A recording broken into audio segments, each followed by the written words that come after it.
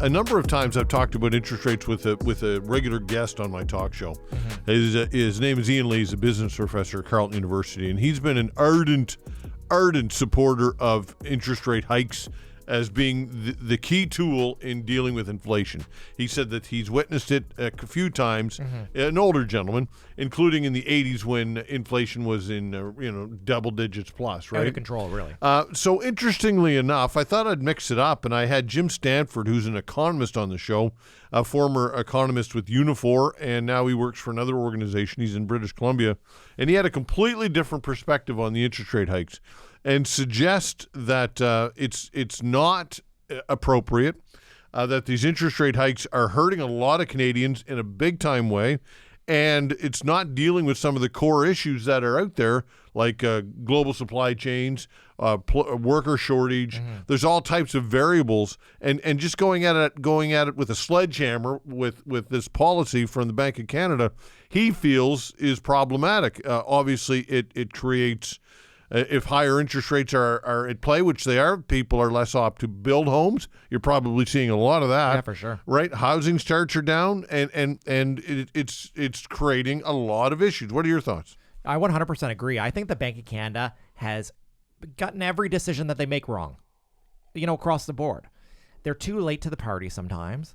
And, then once the inflation train has already left the station, it's very hard to slow that back down.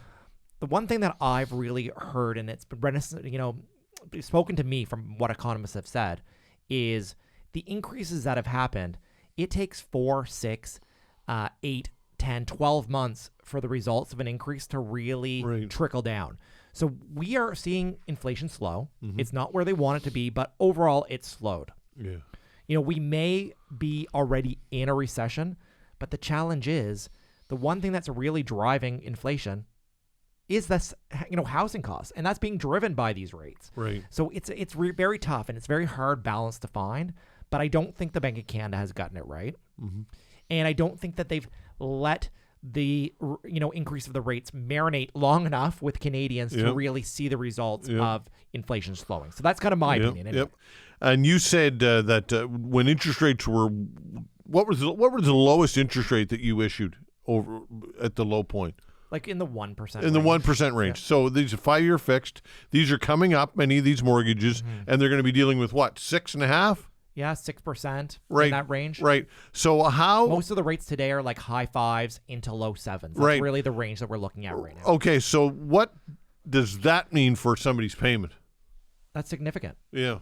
Because just think, if your interest carrying cost goes up 6x, your mortgage payment's not going up 6x, but it's going up significantly because a portion of every payment that you make is made up of an interest and a principal component. And if that interest component is way up, yes, your payment's going to be higher. Yeah.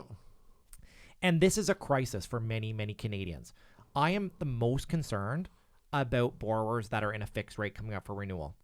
I'm not worried about people in a variable. They have it under control. Like me. I'm paying the variable now. I'm in a variable as well. Yeah. We are comfortable. We have been very educated. We've had a slow burn. Yes, it hurts, but we've dealt with it. Right? Yeah. I am most concerned about fixed rate borrowers that are coming up for renewal. That's what really keeps me up at night because I think in some ways they're living in this false sense of reality. They don't even know what's coming in some cases. Because, they've said it and they forget it to be like, oh, I've always gone fixed. I'm going to be okay. Yeah. The problem is, your term does not last forever, people. Right. Now, they don't remember that. Now, that said, they've paid for 5 years down on their principal.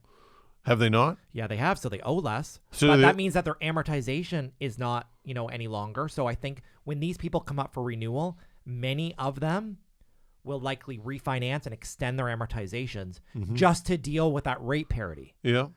And I think even if they extend it, back to 25 or even 30 years, their payment likely will still be higher than if they, than it would have been. Right, but there may be some people in a situation where their income isn't what it was. They might have lost a job. And they maybe might people have, don't qualify. where people might not qualify to do that. You so know, if there's something that's changed with the credit or the income, they might not qualify. Which I mean, let's face it, there would be a cohort of people out there that would be in that situation. For sure. I would say the bulk of borrowers likely would requalify. Right, the bulk, but 10, 15, whatever There's percent. There's going to be some people that are just going to have to eat the renewal at that higher payment. And then potentially not be able to make it in foreclosure, perhaps? Or maybe they need to list the home for sale. There's very few foreclosures in urban Halifax. Yeah. The foreclosures are in rural Nova Scotia. The losses are in rural Nova Scotia, by and large, Todd. I'm not saying exclusively. Don't get me wrong. But the people that are having a problem making their payments and the people with more credit issues and the people that have a harder time selling their home are in more rural areas because it takes longer to sell a house in rural. Yeah. And there's less employment opportunities in rural. Right. So when we talk on our show about, alternative lenders and private lenders not having as big of an appetite in rural Nova Scotia, that's why, because if they have to take a home back, it's probably going to take longer to sell it. That's just a reality. Okay, so also something else in the news cycle this week, and we don't really have a lot of time yet to get to. Perhaps we can get to the next segment. Let's tease it up.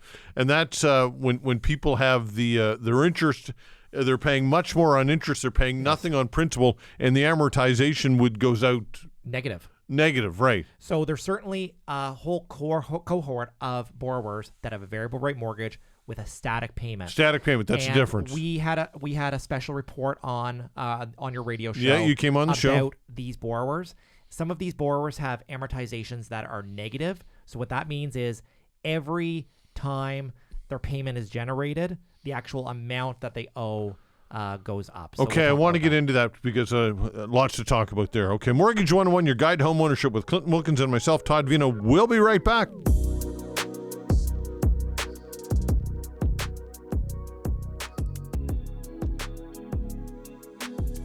If you've liked what you've heard and you want to learn more, feel free to visit us online at teamclinton.ca.